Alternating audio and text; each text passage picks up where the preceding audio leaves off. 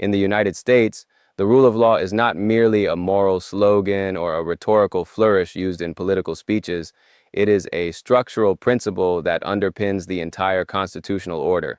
At its core, the rule of law means that every person, citizens, government officials, and even the president is accountable under the law. Laws must be applied fairly, legal procedures must be transparent, and courts must operate independently from political pressure. That system functions only if the public accepts one crucial premise, that courts have the legitimate authority to resolve disputes, even when their decisions are unpopular or politically inconvenient. And this is where the current confrontation becomes significant. In the series of legal battles surrounding Donald Trump, the central question is no longer simply whether he will win or lose a particular case. The deeper question is whether the judicial system itself can maintain its authority when it becomes the direct target of political attack. Under normal circumstances, when someone disagrees with a judge, there is a clear path forward. The legal system provides mechanisms for appeal. Lawyers challenge rulings through legal briefs.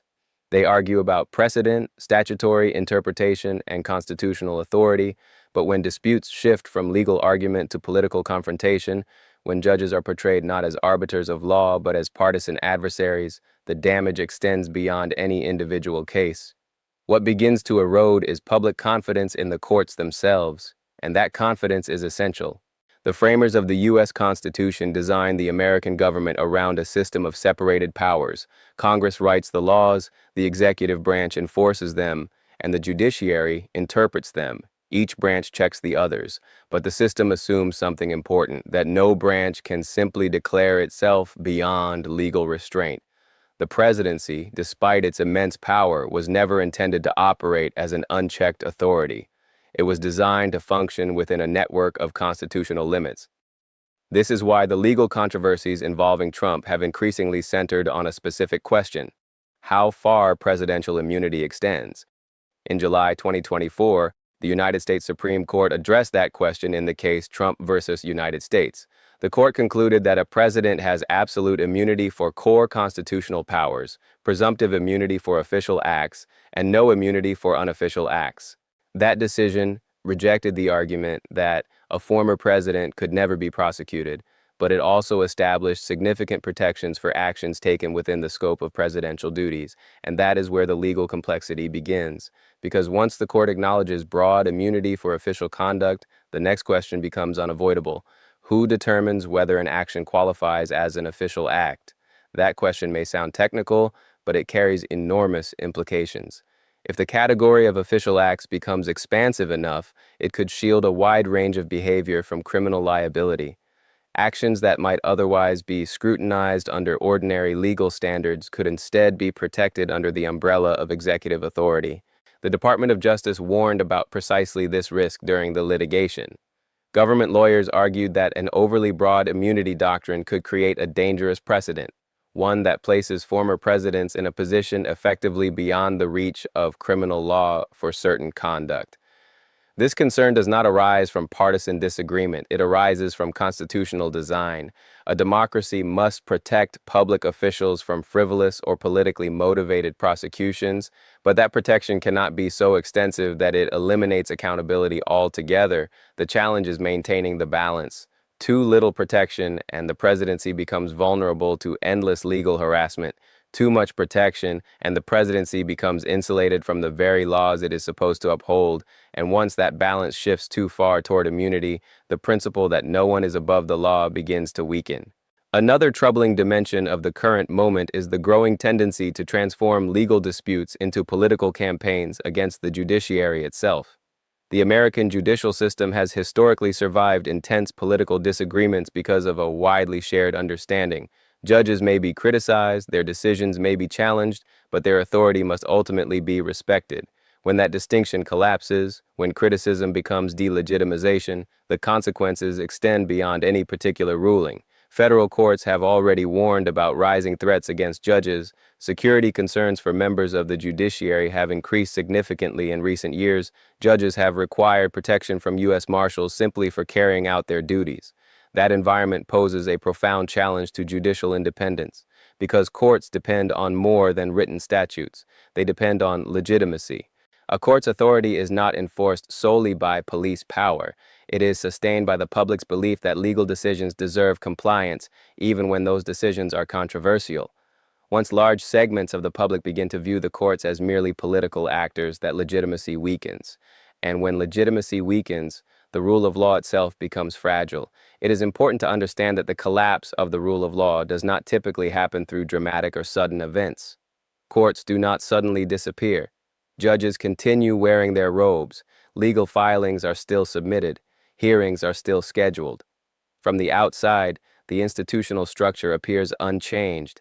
But beneath that structure, something subtle begins to shift. Political actors start treating legal constraints as obstacles rather than obligations. Court rulings are framed as partisan attacks rather than legal judgments. Compliance with the law becomes conditional, accepted when convenient, rejected when unfavorable. Over time, the legal system becomes less about binding rules and more about political negotiation. That is the quiet erosion of the rule of law. Donald Trump occupies a unique position within this dynamic. He is simultaneously a former president, a current political candidate, and a defendant in multiple legal proceedings. That combination creates an unusual and volatile intersection between law and politics. Trump's public rhetoric often frames legal investigations as politically motivated. For supporters, that argument resonates as a defense against perceived institutional bias. For critics, it appears as an attempt to undermine judicial authority. Regardless of which interpretation one favors, the broader institutional consequences remain the same. The more the courts are drawn into partisan conflict, the more their legitimacy risks becoming a matter of political alignment rather than legal reasoning. And that transformation carries long-term consequences. Because precedents do not only shape legal doctrine, they shape political expectations. If a political leader successfully establishes the idea that adverse court rulings can simply be dismissed as illegitimate, future leaders may adopt the same strategy. The danger is not only the precedent itself, but the normalization of that precedent. Future presidents might push the boundaries even further, perhaps more quietly, perhaps more strategically. But once the principle of equal accountability begins to weaken, restoring it becomes extraordinarily difficult. The true question raised by this confrontation is therefore not whether Trump will prevail in a specific legal battle. The real question is whether the American system can maintain the principle that legal authority ultimately supersedes political power. If courts retain the ability to adjudicate disputes independently, free from intimidation, free from partisan capture, then the constitutional system remains resilient. But if judicial authority becomes contingent on political approval, the consequences extend far beyond one presidency. They reshape the entire structure of democratic governance. Because in a functioning republic, the law is supposed to restrain power. If power begins to restrain the law instead, the balance envisioned by the Constitution begins to reverse. And when that reversal happens gradually, through legal arguments, political messaging, and public fatigue, it can take years before society recognizes the magnitude of the change. By the time the shift becomes obvious, the institutional habits that once protected the rule of law may already be weakened. That is why the current confrontation between Trump and the American courts matters so deeply. It is not simply a dispute over legal immunity or prosecutorial authority or judicial procedure. It is a stress test for the constitutional system itself. The question is whether the United States can still uphold the principle that the law binds the powerful just as firmly as it binds everyone else. If that principle survives, the American legal system will endure this moment. If it erodes, the consequences will not arrive in a dramatic collapse. They will arrive slowly, through normalization, through precedent, and through the quiet adjustment of expectations about what the law can and cannot do.